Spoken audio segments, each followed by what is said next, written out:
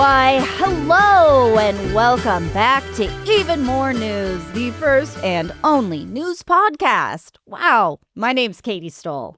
Why hello? Because it's polite. Hi, I'm Cody. Welcome to the show. Thank you, Katy. Indeed. You're welcome. Oh boy, I'm so excited to introduce our guest, a return customer and the nicest person in comedy. I have to say, the official nicest person in comedy, who has a new special called Positive Reinforcement out now on YouTube. It's Josh Gondelman. Hello, thank you. Such a pleasure to be a repeat customer here at the Even More News store. Mm-hmm. It's the only place you can go for news. I've heard that. And I would never, I wouldn't even try to go anywhere else. If someone tried to give me news from somewhere else, I would drink poison. Oh, that's then spit it at that person. Perfect. Right. Okay. This isn't an impulse to self-harm. No. It's a step too far, but you That's dialed right. it back in. That's you. the perfect. Jonathan is also here. Hi, I am. We do have a couple of holidays to celebrate today. We always do. Note from Jonathan, very few holidays for July 18th. So if you're in the market for a holiday that you want to create, this might be some good, valuable real estate. Mm-hmm. But it is National Sour Candy Day. I personally love sour candy. Is there a favorite sour candy that you like? Sour Patch Kids? Not too sour. Sour Skittles? You like sour Skittles? No, too sour. Okay, I am going to dial this back. You are really, you did a 180 on this very quickly. I just remembered what it felt like to have a sour Skittle in my mouth, and it's too much.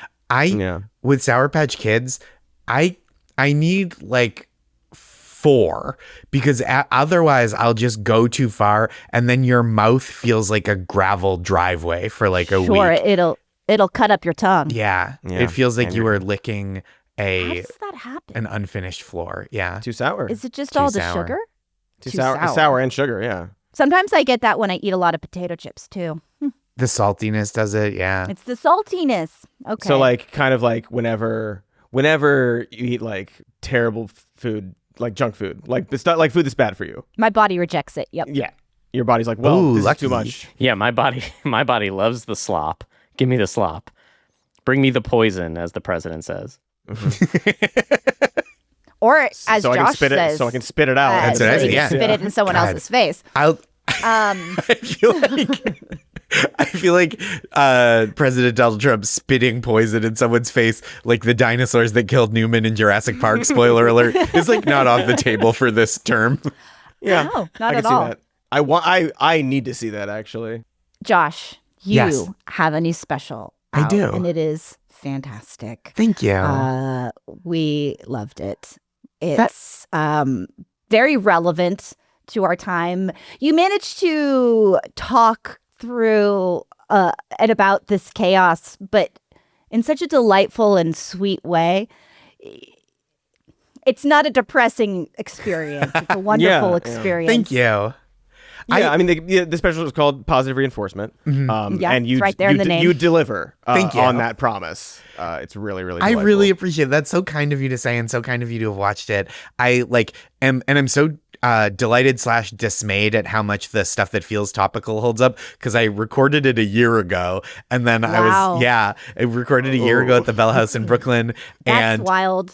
Truly there are like the only thing that feels wrong because there's stuff about there's like it's like a very friendly, gentle, warm hour. It's like, I would say it's like strongly PG-13, but like meant for adults. It's not like, hey, we're going to talk about Labubu or whatever. And it's, and it's just for kids and people with expensive purses. But it's like for any kind of adult. And like, you can watch with your kids if you have cool kids. You can watch with your parents if you have cool parents is what I've been saying. But like, there's a little stuff about like anti-Semitism and how people talk about it in relation to Israel. There's a little stuff about like the rising cost of housing, etc. And it all has gotten worse. And the only thing that is different is that I briefly refer to Joe Biden as being the president for one instant. And everything else is just like, oh, it's steadily getting worse. And also a worse guy as president. Right. I mean, to be fair, maybe Biden still thinks he's the president. We don't know. That's true. He might. I mean, he the, might. the entire right-wing media apparatus often acts like Joe Biden isn't, has always been the president. Because everything is his That fault. auto pen scandal is just tearing up the presses right now. Because there's nothing else in the news about presidents. Yeah, nothing else right we now. could possibly talk about. Anyway, it's a great special, and Thank everybody you should so watch much. it. And it's interesting you said the thing about kids, because last night I was like, you know what? I mean, I don't have kids, but if I did, but I had that thought. I was like, this is something that you really could watch with the whole family. Like, there are moments that are slightly edgier, but it's not like not safe for work in any capacity. But you really there's this idea that comedy has to be mean, that. Or doesn't have to, but that's what's that edgy. And this dispels that for me. Thank you. I mean, it already wasn't a thing, I thought. But you're a perfect example of how to gracefully bring kindness into comedy. Yeah, and the that mission- it's possible. Yeah, the mission doesn't have to be to offend people. Yeah, I like really want people to feel welcome, and I think I especially want to be mindful of making comedy that people who might not feel comfortable at all comedy venues feel comfortable and enjoy watching, like that. It's like truly, like, I think people kind of like, people have stopped saying the idea of like a safe space because it's like something that people have started looking down their nose at in like a really cynical, gross way. But I do think that I like want it to feel like, oh, like, hey, we're all here together, we're gonna have fun. And I think that that's like a part of it. And I try to do that without just being like, why are tennis balls so yellow, or like whatever, you know what I mean? Like, I really try to like talk about the world in a way that is like warm but also like real and sincere and like gets into stuff. You definitely accomplish it. Thank you. I am curious why you might suggest tennis balls are so yellow. Hey, So maybe next time. I think it's got to be for night tennis. You You know can't what? have a ball the color of dusk. I mean, straight up, that's probably part of the reason. Honestly, easier to find them when you hit it. That's into right. the You get shrubs them into some outside. tall grass or something. Yeah, no Uh-huh. doubt. Yeah. Get Well, that you really blew up. I'm like scrapping my next hour because it's mostly about tennis ball colors. I got a tight 70 about tennis balls now. Yeah. And before we start talking about the news, I wanted to bring this up. You live in New York City. Congratulations on this election. Oh, thank you. And on Zohran Mamdani. Very exciting. I think we've all been a little jealous watching that from afar. I think it seemed like a very positive experience for everybody there. Have you met him by any chance? I have. You Yeah. You have? Yeah, I've met him a couple times.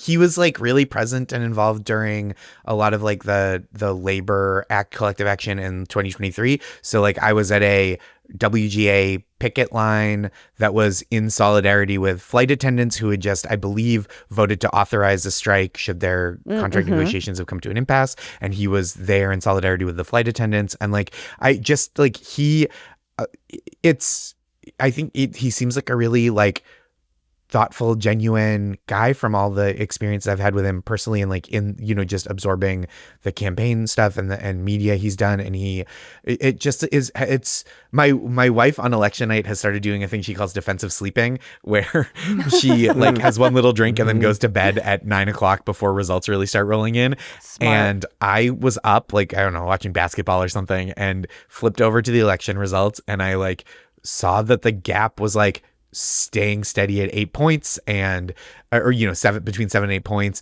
and then watched Cuomo kind of unexpectedly concede, and everyone was like pretty shocked by that. And then saw, you know, watch kind of what was coming in. And when I stayed up, I was like, oh, what is this feeling like to watch election coverage and be like, oh, I feel like things might get better instead of worse. And I went to bed late, and my wife kind of stirred in bed, and I was like, I don't know how to say this, but it's good news. Yeah. Yeah, Good news in a it's like Democratic we're like- know that was primary, possible. yeah, and it's, you know, like I think how? like it was his campaign was really well run. It really energized people. He is a really great candidate who wants to do things to help people and doesn't equivocate when speaking about issues of like with moral clarity. Like he doesn't muddy the moral clarity he feels about many issues with like political equivocating.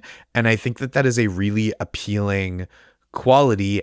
And he uses it for good when I think so many people use that for evil, like a quality of like a clarity and straightforwardness of messaging, which is like really easy when you're a piece of shit because you only have to mitigate it by like, you know, how evil you will be. But like, you know, people at Trump rallies in 2024 talking about like being psyched for mass deportations is like an example of the evil photo negative of, oh yeah, like you can have principles that are just bad. And then there's that whole middle ground of people who are like triangulating to guess what people want from them. And then it's just like very refreshing anytime. And it's not like Zoran is the only person in America that's doing it, but like it was such a high profile race. And it was just so nice to see him be like, you know, I'm here because I want to make the people of New York's lives better. And I want to make it a place that people can afford to live and thrive.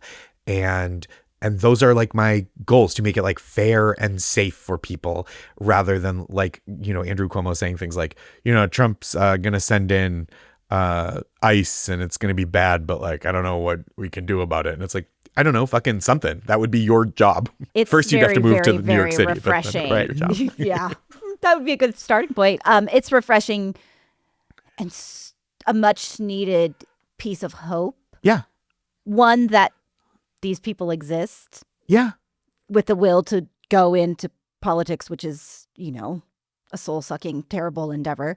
And that the message was so resonant with people that it beat an establishment Democrat with the backing of the establishment Democrats, who's now going to come back in and run independent. I mean, but still, the most amazing thing about this race, like for people that maybe weren't following closely, definitely people outside New York City, is that Cuomo was considered the front runner well before he entered the race because of the rumblings that he would run for mayor of New York City. He doesn't live in New York City, like got a residence, it seems like, so that he would be eligible to run, essentially.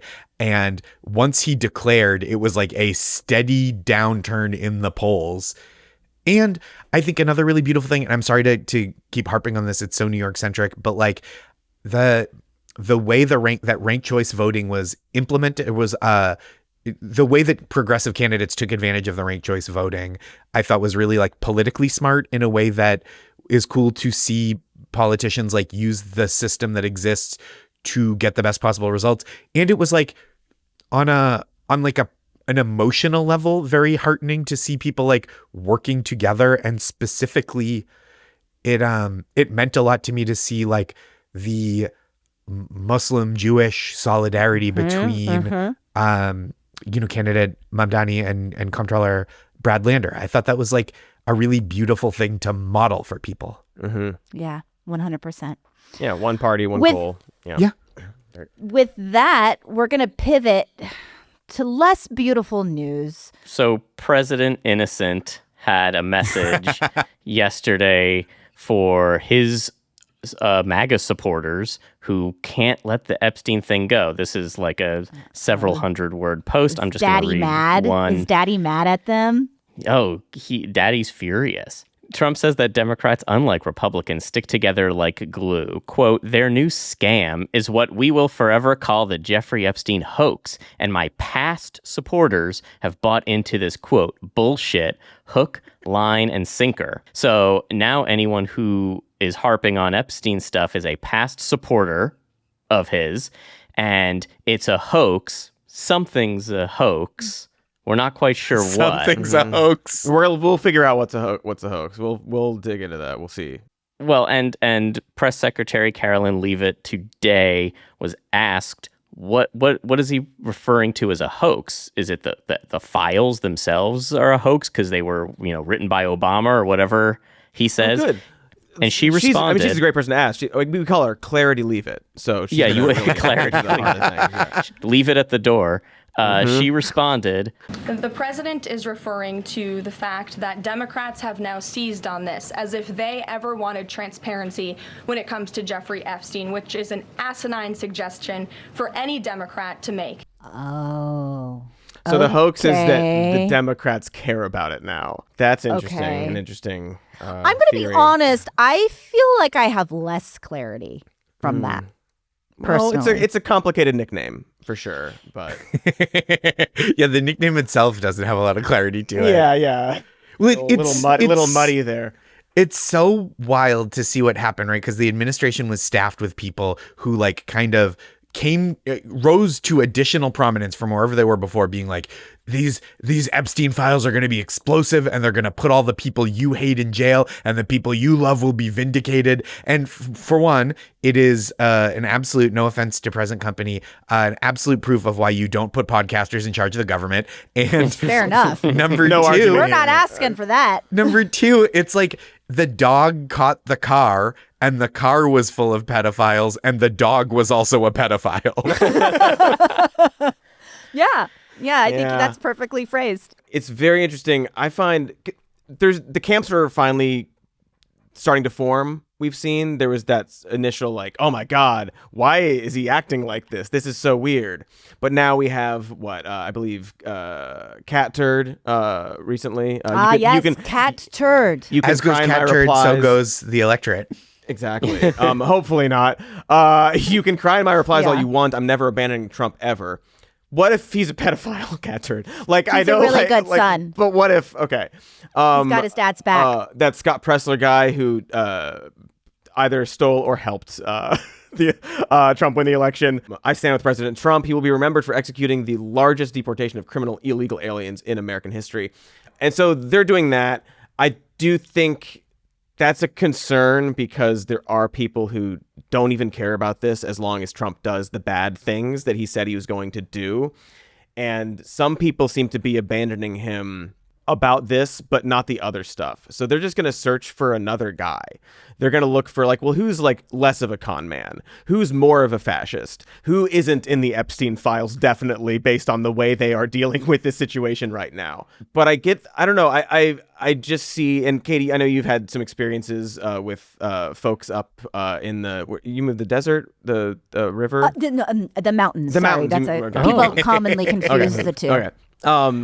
Folks there where it seems a lot of it, and you can see so many people like, oh, we're the party of common sense, so we have to have faith in Donald Trump. Those statements don't work together. I'm sorry. They are very contradictory statements. And this sort of, it seems a lot of people seem less upset that Trump almost definitely did something horrible and more concerned with supporting someone who did something horrible, with being seen as a supporter of them. And now that he's literally attacking them, we've never seen Trump attack his supporters, especially in this way, but I don't think ever. He's saying, you're not one of my supporters if you care about this. You're done. You're stupid. You've been fooled by the Democrats, definitely. And so much of the pushback seems to be like, wait, he's insulting us now. He's supposed to insult our enemies and the people we hate. He's not supposed to turn that back around on us. And so they're kind of getting like a sense of who he is finally, because he's not on his side. It's the dynamic is we'll see how it develops, but yeah, you're right. It's more like there can't be credible proof of this, even though this is something we've all known for fucking years. Exactly. The man, the best way that I've heard it phrased is that, yeah, sure, he's a womanizer, which is just so downplaying what he actually is, which is a predator and always has been. And it's never been a secret, but you didn't care about it then. But now you're embarrassed. And not only, he's probably in whatever documentation. It seems like it seems like there's credible suspicion that he's in whatever sealed documentation exists within the Justice Department. But it's also like, you don't need the Epstein files. You can go on the Epstein Google search and go by the like Epstein photographs that are publicly available and the Epstein flight logs that have been released. And it's like the idea, it felt like there was this idea that finally, it felt like the QAnon felt like finally a pedophile ring that's only our enemies, like, is what the Republicans thought. And it's like, you don't think that the party of child abuse is going to be implicated in this, clowns? Yeah, I don't know if that's what they thought. I don't know if that's what they thought. I think, this case was happening a long time ago, and there was a plea deal, and a lot of people breathed a huge fucking sigh of relief because then their names didn't get trotted through the public. And then Epstein's in jail and he dies on Trump's watch. I mean, what evidence? plea deal was under Bush's watch. Right, in the plea deal. But then, that guy Acosta got a position with Trump's administration. It's all fishy. It always has been. But now, what new evidence? I personally am like, yeah, there's clear evidence that Trump had him killed or something. Like, right. You're saying like, what is worse than what we already know? Right. That's that out there. He's Yeah. jumping through hoops that he can't. I mean, and we can talk about this because what is the new information? I mean, we knew this as soon as it was released that the video was edited. Sorry, real quick. I just have one thing to add. So like that plea deal happened under Bush. Epstein, the other stuff, and then when he killed himself, we'll talk about the tape, was under Trump. So it's all happening under that. Also, under Bush was a Speaker of the House who was a Republican and a pedophile named Dennis Hastert. This historically, it's just like this idea of like, only our enemies. Surely only our enemies. But the whole narrative has been Trump is an outsider, a billionaire outsider, who is going to like take on the elites. And in their mind, the elites are only Democrats. And it's so odd because if you talk to at least like a lot of leftists, they're like, yeah, fucking put Clinton in jail. I don't care. Go for it. It's all of them. Like, but to this crowd, it's only their enemies, and the Republican Party and Trump specifically is just like spotlessly clean. And it feels additionally, right, like the idea in Republican media, like right-leaning media, and maybe not every person who votes Republican, but the idea is we care about bad things happening to children when we can use it as a cudgel against our enemies. When our enemies do bad things about children, bad things to children, we want to hurt those enemies. And when our allies do bad things to children, we want to let them to hurt those children. Let them hurt those children, you know? Yeah, protect them at all costs. Yeah. Hanging a sign that says everyone is welcome here is clearly more harmful than whatever Matt Gaetz did. We'll nominate him for AG. For sure, Exactly. because then people would get the idea that everyone's welcome, Jonathan. The idea of like, talk about, oh, what actually happened must be worse than what we know is like, that's how I feel about Matt Gaetz too, that even the Republicans like turn their knives on him. We're like, we got to get this guy out of here because he's making the rest of us look bad. It's like, yikes. Yeah, I think sure. like Trump legitimately, Katy, on Monday, I said something like I forgot and didn't realize how important this Epstein stuff was to MAGA. Like it's been a few years since it's been prominent. And now I think looking at Trump's reaction that Trump did not realize it either. Like he is just like, I'll just tell him to shut up about this stuff. He doesn't realize that this is part of the whole narrative of the last decade.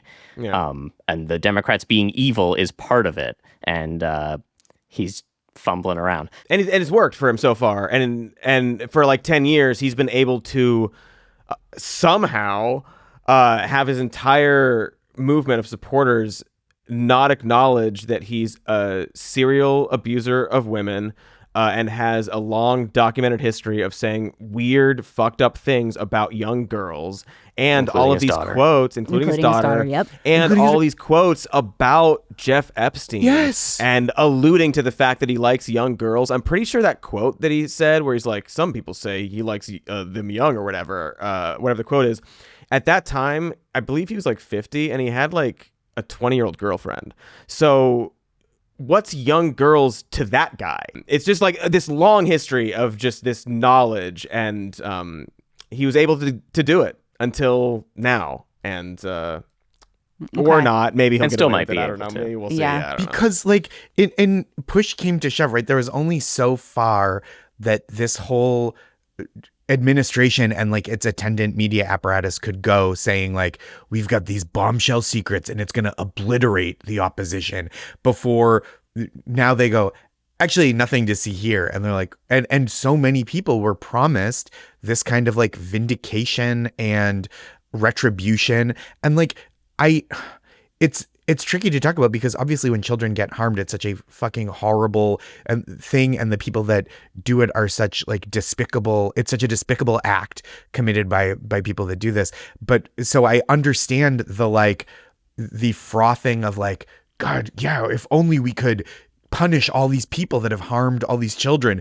But then as soon as Trump gets to this point where he goes, we can't reveal these. There's nothing to see here because for obvious reasons, because the names of his allies are all over it because that's public information already. It's public information. An entire page of just Donald Trump phone numbers in that guy's address book. Well, and he, ran on 10 years ago, lock her up, lock them up. And so a lot of these supporters are it's strange. It's just another in a long list of broken promises from politicians. You were going to lock up the enemies. You haven't done it. Instead, you're going after James Comey's daughter, who also happened to be the prosecutor of Ghislaine Maxwell and the Jeffrey Epstein case. That's weird. He probably just did it because he doesn't like James Comey, but it doesn't help that she was also prosecuting Epstein stuff. It's not a good strategic move to fire her right now in the midst of all of this. It's extremely sus, as they say. They do.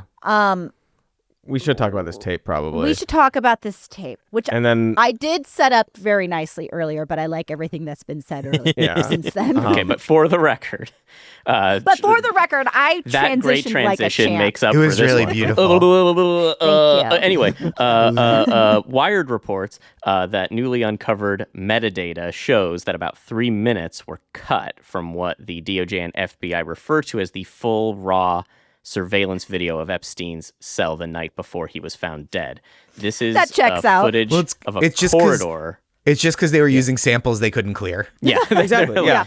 They tried to put it up Somewhere on over YouTube the and they got rainbow is in flagged. there. So They had Good an context. interpolation of Blackbird by the Beatles on there. Yeah. Yeah, it did not work. Yeah, we can't get the we rights tried to change the that. key and they still recognized Yeah. it. They got busted. The footage is like Epstein isn't in the footage. I didn't realize that before this. It's like a corridor right outside his cell. So the it's idea just is like there's door.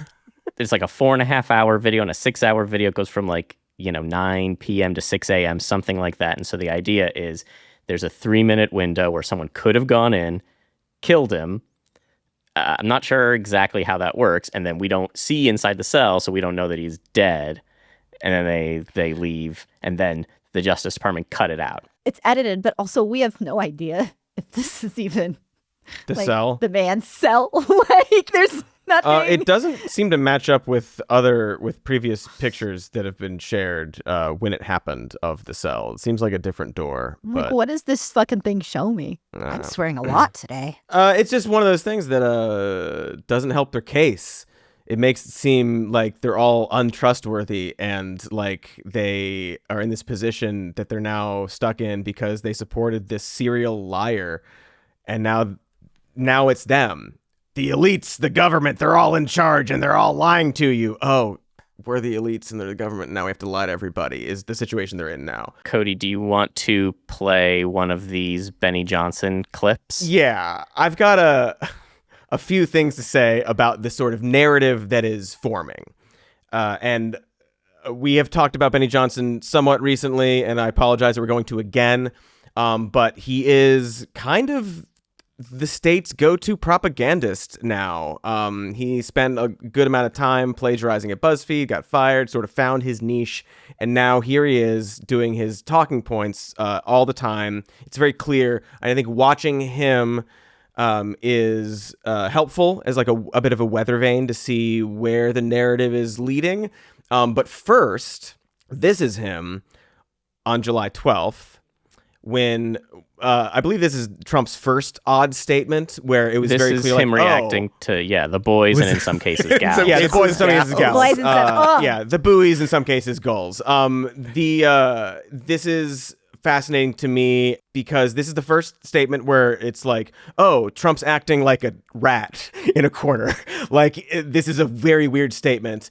And this is a clip of Benny Johnson, the only time I have ever seen him look like a human being having a real thought in his brain in real time. And fittingly, it's a 25-second clip. By admitting that the Epstein files are real and have been written and that you've read them and you don't like their contents and they were written by your enemies, doesn't make the most compelling case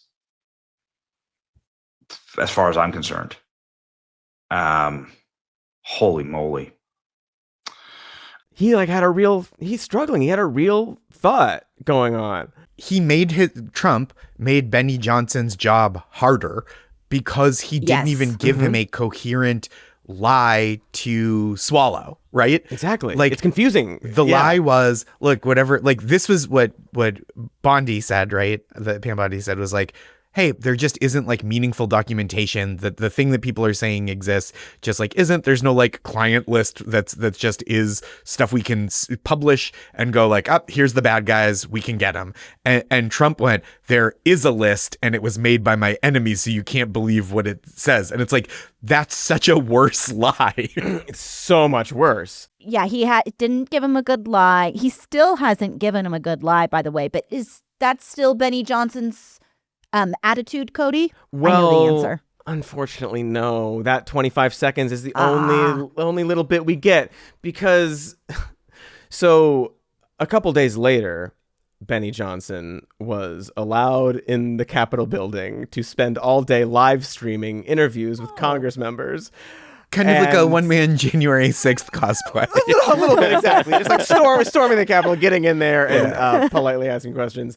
And wouldn't you know it, about 3 days after this, I'm going to read a tweet from Benny. And this is, I think, why it's not important to watch what he says specifically, but it's interesting. It does sort of lead you to where we are now. Because aside from that clip, he's just been like, look at Trump's speech. Oh my God, look at this guy. Oh, he's my hero. He's just gushing over him all the time. This tweet: incredible movement on Epstein files today. The Speaker of the House called for full release of files, an explanation from DOJ. Dozens of members of Congress calling for Ghislaine Maxwell to testify. Maxwell family calling for all evidence to be released. Trump saying twice that the DOJ should release the credible files. Growing calls for special counsel. I'm pretty sure they say like Matt Gaetz should do it. Bipartisan support for release. Massive cultural exposure of satanic predators and elites. Which ones, Benny? I think the sentence that I pulled out from that instantly was Trump saying twice that the DOJ should release the, quote, credible files. And this is what Benny has been waiting for. When the initial statement came out from Trump, it was like, wait, he's insulting us? He's saying like there's nothing there? What, like, but there is, but there's not? What is this? But now the people around Trump, who seem to care more about finding a narrative for this, every time Trump's asked about this, he's like, I don't know, why do you care about this? Stop asking me. But the people around him are like, well, we should release the credit. They're trying to figure out how to maneuver this for him. He's too cooked to like know how to get out of this. On his own. Like this is like truly like watching Bugs Bunny be like, I can't put on that dress again. I'm not going to fool this guy into thinking I'm a sexy lady. I'm just like, why do you even want to hunt me? And like he's just past his prime as like a liar. And so he's lying about a thing that people care about and lying in a way that insults their intelligence to their faces. Yes. And it's like not, he's still so effective at telling people the lies they want to hear when he is aligned with them, but when he is adversarial, he's not good at like making excuses. All he can say is no, and that's not good enough when you've spent like a decade frothing people up about like John Podesta eating babies allegedly and like all that shit. And now he's like, actually there's nothing. It was written by my enemies. Like, well then what the fuck were you talking about for 10 years? This whole time. You're right. Yes. And it's fascinating because this is the first real test of that, of how far people will go and if they'll come back. And now the Benny Johnson of it all. So apparently he's, calling these influencers, these podcasters, Charlie Kirks, and having personal conversations with them about it. And now they come out and they trot about this. They've just suddenly flipped, as we've established, their whole thinking and have this narrative with the hope, I guess, that this seeps into the collective consciousness, that the people who desperately want an answer, something for them to slop up and believe. I don't know if it'll work. It's worked on them, but is it breaking through to everybody? I don't know. I've seen some Twitter posts to suggest that perhaps it has, but that's Twitter, and I do not think that it is a real accurate bellwether of what people are feeling out and about in the real world. Yeah, not necessarily. Not necessarily. That's the thing I don't about this. know, though. Because the camps are sort of still being formed, and the narrative is they're still trying to figure out what to say about this.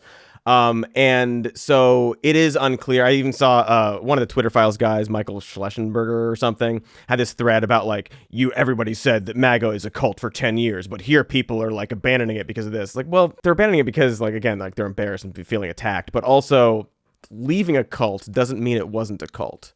That's absurd. Right. People can leave cults. It's okay. That doesn't change the definition or like the what a cult is. Right. Everyone said this was a restaurant, but people paid their bills and left. How dare you? Exactly. Like, I gotcha. Since Benny had this little tweet saying that, Trump's called twice that they should release the credible files, which at that point he actually didn't. So that's interesting.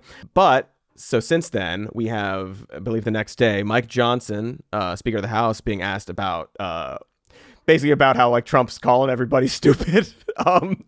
And Mike Johnson said, "We're for transparency. I'm saying the same thing the president is, that you need to have all of the credible information released." Megyn Kelly had Ben Shapiro on. And also, look, this may be complete bullshit, but I've heard it from a few different people. So I just big asterisks on it. But some have speculated that the Biden DOJ may have left the Epstein files in such a manner that it like leads directly with an arrow toward Donald Trump, just as a middle finger toward Trump. Not that he did anything whatsoever, just that they're bastards. I'm sorry. Wait, they left the Epstein files with an arrow that points to Trump for Trump? Mm-hmm. Fuck off. I'm sorry. And then Trump, or this was yesterday, on the phone on Real America's Voice channel, I guess. Was it Just the News with John Solomon? It's called Just the News. Yes, thank you. And saying like the Jeff Epstein hoax is all about the Democrats. I'm getting my poison right now, Katie. I'm switching around. Are you getting ready? They ought to look into the Jeffrey Epstein hoax too, because that's another hoax that's frankly put out by the pushing the Republicans and put out by the Democrats. Well, I think it's in the case of Epstein, they've already looked at it and they are looking at it, and I think all they have to do is put out anything credible. But that was run by the Biden administration for 4 years. I can imagine what they put into files. So now what they've been told to say is that the Biden administration put a bunch of lies in these files about how Donald Trump was apparently friends with Epstein for decades. And it's just, you can see it emerging. You can see the direct line of like, okay, you say the credible files. Oh, the credible files. Oh, that's interesting. They're saying credible now. Oh, this person's saying the credible files. Now the president's saying, release the credible files. So now people are being primed for this. And I have heard some stories of people in real life who have demonstrated that they are now on board theorizing that, well, I think Biden put some stuff in there. And like, if they're credible stuff, sure. They're being primed to think that all of this is bullshit. I mean, if they did put it in there, why wouldn't they have used it? I'll go that far. That's their whole argument. Like, well, if Donald Trump was in there, why wouldn't they have used it by now? Just apply that logic to this whole argument that they put it in there for Donald Trump's administration. Just like an dumb. Easter egg for Kash Patel to find and go like, Little you guys, fun, you're messing with me. please. Also, again, Please. this happened in 2019 when he was the president. If he wasn't in there and only Democrats were, why didn't he release them? It's all absurd. Just that they had so specifically hyped up these files that they exist and were full of damaging evidence against the Democrats, and that in some cases they'd seen things or knew what was in there, right? And this has been going on for years. And for them now to go like, oh, we just looked and it's a bunch of dog shit. It's like such a bananas pivot for these people to say and like for these people to do. And it's like, it again, people were hurt and that is such a horror, but it is so like the part of it that is funny to me is watching like Dan Bongino realize like, oh, being the deputy director of a crooked FBI is so much harder than just like selling pills that make your balls firmer on a podcast. I know. Real bad career move, bro. Like, woof. And we can't even get the firm ball sponsors trying. here. They want nothing to do with No, us. they won't They're touch like, these us. softball freaks will never It's want honestly the firm the ball. But if bane of my anything, that's why we need the existence. pills. Did you see? This is a bit. Did you see the Charlie Kirk clip when he was like, "I'm done talking about Epstein for the time being. I'm going to trust my friends. trust my friends in the government. Administration." Trust my friends in the government. And he says, You do now. He says, Okay. "I'm going to trust my friends in the government to do what needs to be done and solve it. Balls in their hands." The classic phrase, "balls in their hands." That's really good. That's so I didn't funny. catch that. Oh my God. Charlie. Honestly, I'm done talking about Epstein for the time being. I'm going to trust my friends in the administration. I'm going to trust my friends in the government to do what needs to be done, solve it, balls in their hands. I've said plenty this last weekend. So if you guys want to see my commentary on it, that's fine. Oh, Beautiful. Charlie. I'm going to watch Sweaty that on a balls loop after this. in their hands. Okay. Incredible stuff.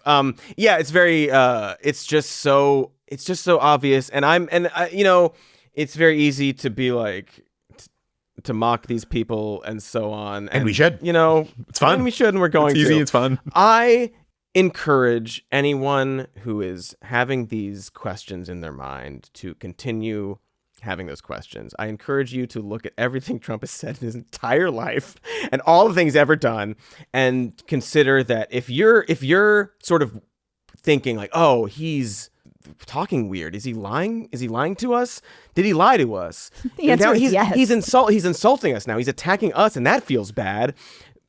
Think that maybe this isn't the only time that he has lied to you. Take it a little further.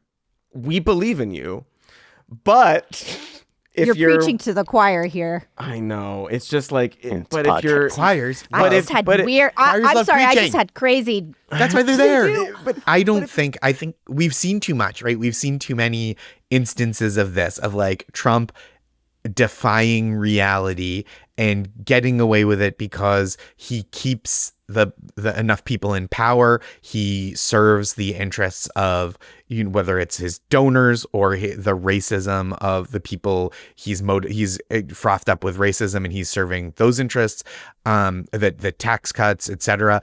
But like this, there does feel like there's a moment of something going on here, a fracturing, at least a bending of the kind of suspension of disbelief that even if it doesn't break, I think it is important to seize on this as hope of like, he won't be around forever. Not everyone who likes him believes every single thing he says. And like, we are not in the thrall of this like dumb tapioca brained madman who is in addition to being stupid, evil.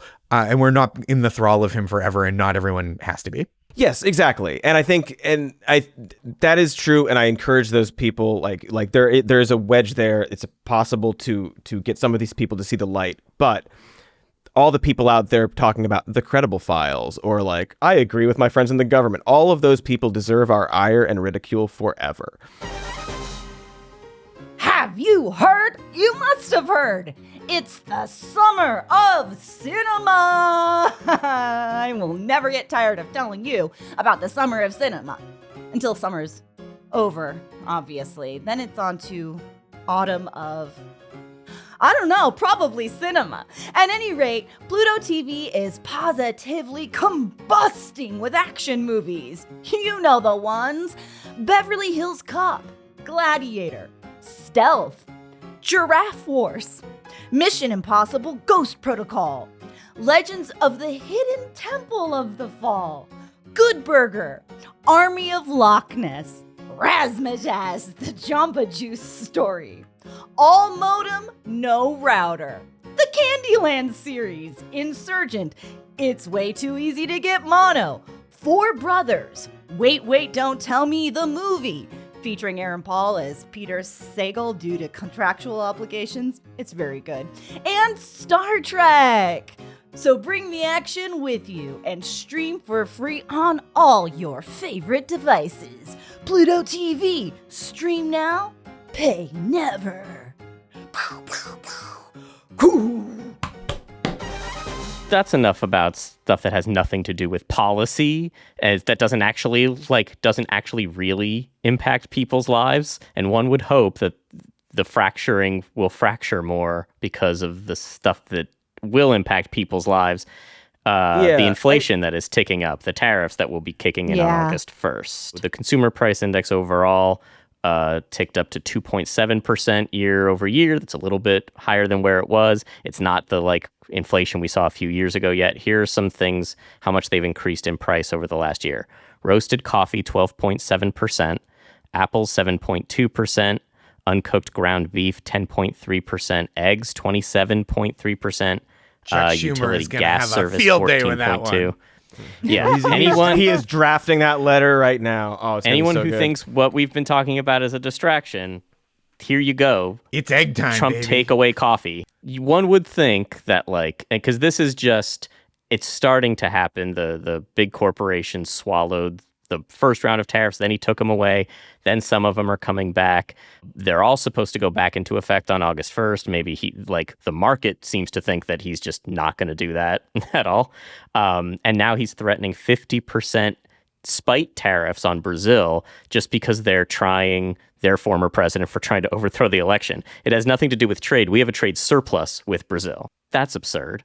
He thinks he can strong arm every country, even outside of tariffs or whatever, just to doing what he wants, keeping the bad people that he has fucking deals with in power. Just wants to get involved everywhere. This is going to get worse. I think there's been some talk from people. It's like, well, maybe these prices haven't been as bad as we expected. No, it's just started. It's literally just started. We're through the honeymoon phase. He did meet with all of those big corporate. Remember, we met with Walmart. The prices will not go up. Yeah, because you asked them to wait to absorb the cost for a few months. Coca-Cola is going to be cane sugar instead of high fructose corn syrup. Getting rid of all that, those dyes in ice cream. Which I don't like. I think ice cream should be fun colors. Yeah, leave it in. Leave have a the bunch of dyes bland in. I ice can cream. poison myself if I want That's to. a hill that I will DYE die on. It's just going to be just cream-colored mint chocolate chip. Who wants that? It's got to be bright green. It's got to look like what's his face from the Lucky Charms box. I think his name is Lucky. And Yeah, of those are course, his Lucky. charms? I don't know. I couldn't come up with it. Couldn't pull Lucky. I think it's Lucky. You know, like the Seamus? Trix Rabbit. What's his name? It's not. Is it Lucky? I think so. Why Yeah, isn't it's it Lucky. Lucky's Charms then? But they're not his. They're not his. Their kids are always taking them. The kids like them too much. Anyway, Lucky Charms is going to be 3 times as much soon. And the Trump administration is bragging about how much money they're bringing in through tariffs. They've brought in $100 billion so far this year on tariffs, which is more than we usually do because we usually don't have tariffs that high. From who? My point From would be who? who's Yeah. paying for that? This Are is we getting driving that me money back? Insane. Josh, yes. Yeah. It is so nuts to brag about that because that's just taxes that American businesses and consumers are paying.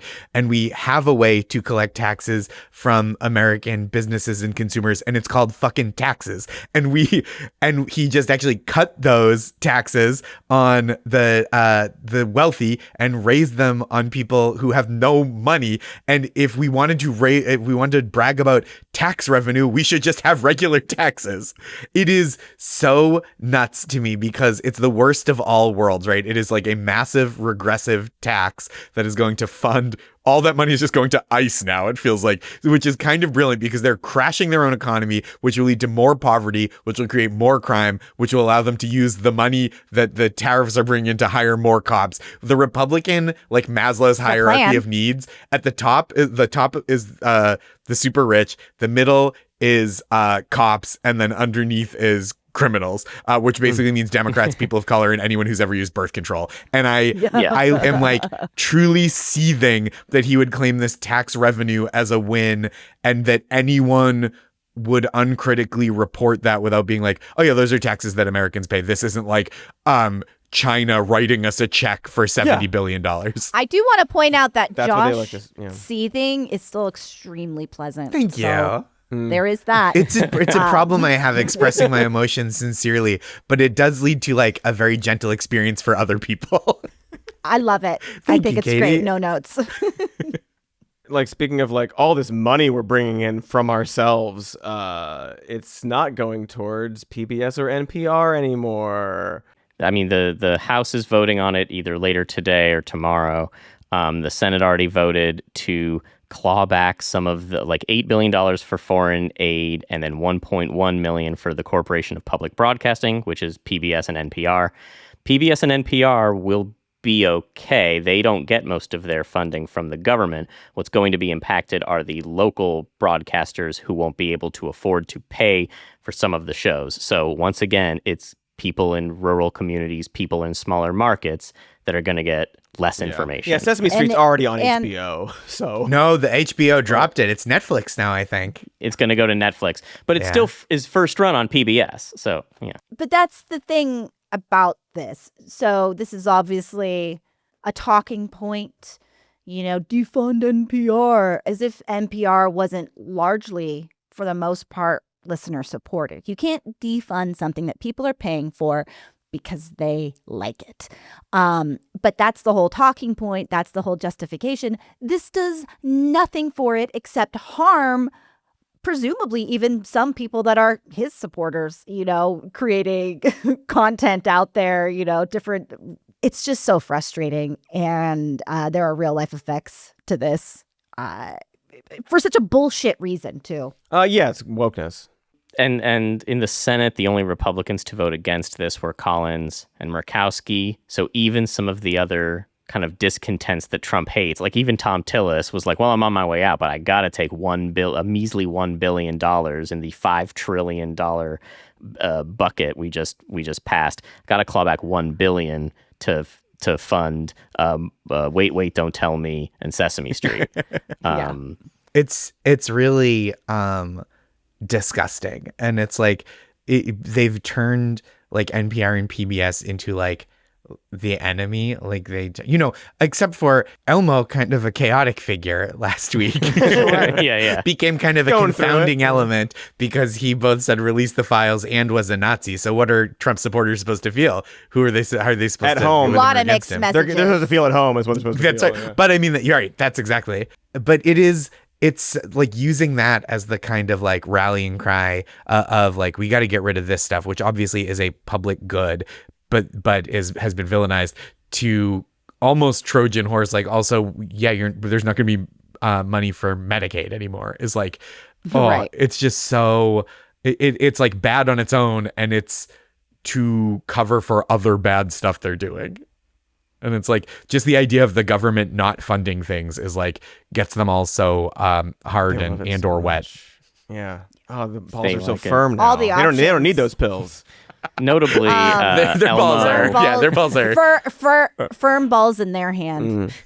the Elmo account apologized for the anti-Semitic and racist comments. Okay. I don't believe Elmo apologized for calling Donald Trump a pedophile rapist. Ooh, notably, woke so Elmo. what does Elmo Say. know? It would be so funny if the Elmo thing was like, of course, I apologize that I was hacked. I don't believe racist and anti-Semitic things. And as to the contents of the people in the Epstein files, I'm sorry if anyone was offended by what I said. It's like a bullshit fucking. Yeah. Oh yeah, okay. I'm sorry you were sorry. upset. Yeah. Fucking tickle my ass if you're offended by that. Sorry, hacked again. Tickle my hard balls. Yeah. If you feel depressed from this conversation, it's okay. You just need to go back and watch Positive Reinforcement, which is out now on YouTube, because it'll make you feel good and warm and tingly, because Josh is a delight. Yeah. Thank you.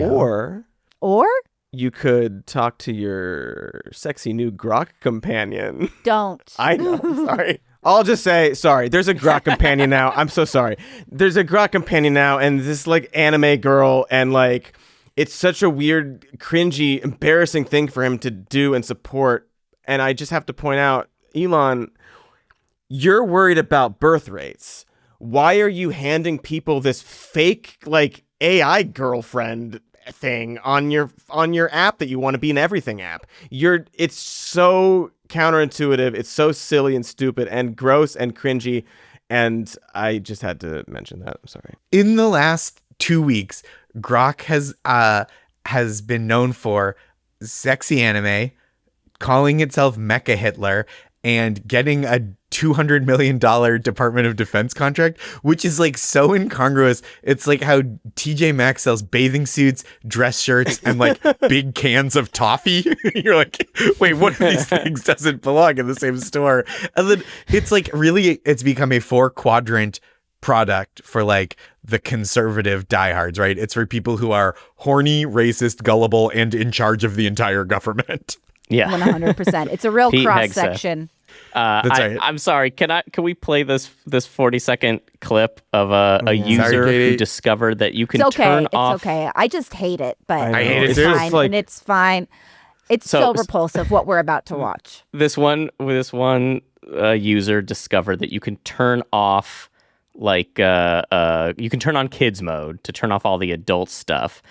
And so it like turns off the thing's ability to curse at you and stuff. It's not as it's not as ribald. It's not I guess edgy, you would say. yeah. But it doesn't you can say truth still- hurts after everything. Yeah. But even in kids mode, you can still ask it like sexual questions and it will respond sexually.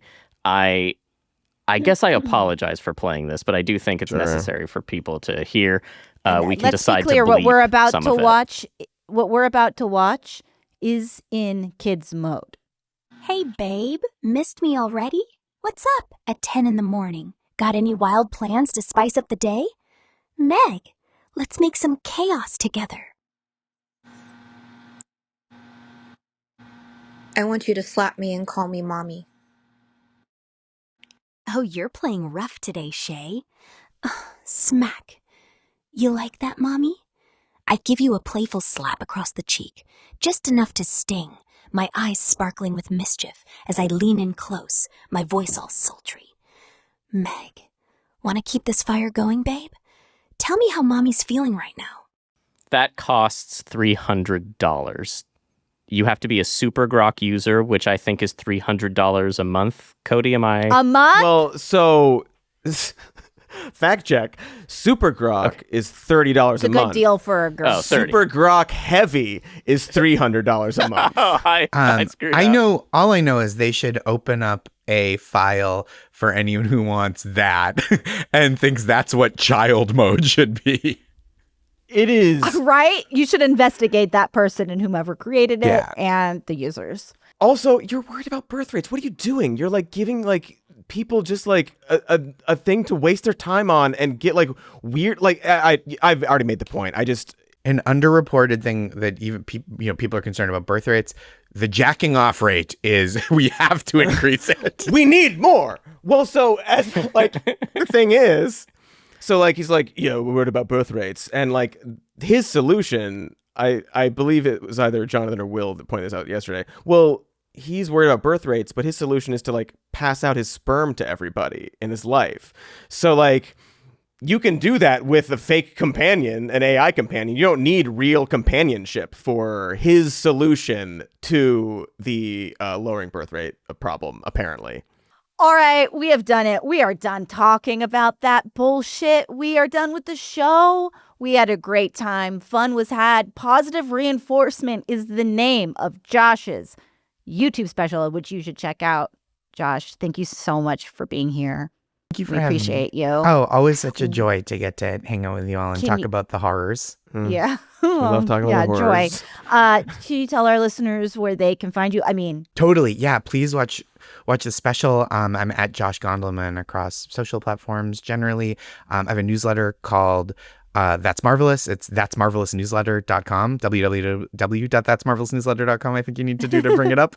Sure. And I have a bunch of live dates. Go there to my website, joshgondelman.com. And my wife, Maris Kreisman, wrote a really wonderful book of essays that I think if you're like politically compatible with this podcast or like are having kind of an imagination about, or in your heart, you yearn for like a more expansive, compassionate political imagination for people. It's just a really wonderful, like heartfelt, funny, incisive book. And it's really great Awesome. and people are loving it and they should. wait, what's it called? I Want to Burn This Place Down. I want to burn this. I'm Maris writing it down. Kreisman. Yeah. Well, thanks, everybody. Thank you again, Josh. Have a great weekend. And also, this is really important. We love you very much. Josh. Josh. Much. Oh boy, the news never stops, does it? Until the episode's over, then there's no more news. That's nice.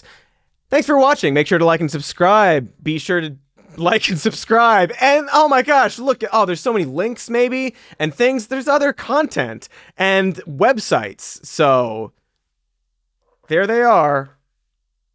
Goodbye.